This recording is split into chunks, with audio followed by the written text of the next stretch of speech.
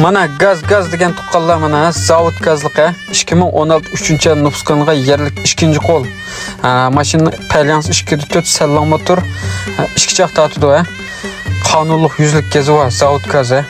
Mashinaning shingyan bo'lgan traktor qaminalari yangi. Ko'p iqtidorli rol. Uningdagi mangan musabisi 110 ming mangan mashin, zavod ekran. Xurum o'rindiq 2 xil rang chiqdi. Mashina intayin pakiza.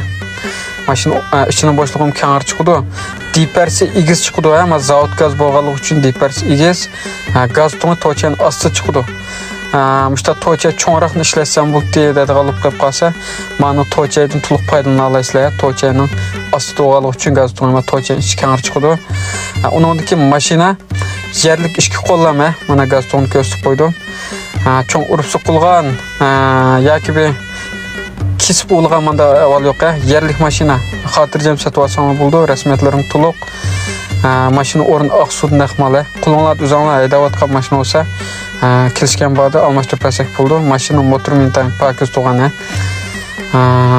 Motorim cho'ng dashi uchib ketgan, manda avval yo'q, bek bejirim. Yoki motorni almashtirgan, yoki oldi dalyanlar tayoq yegan, manda avval yo'q, bek bejirim mashina.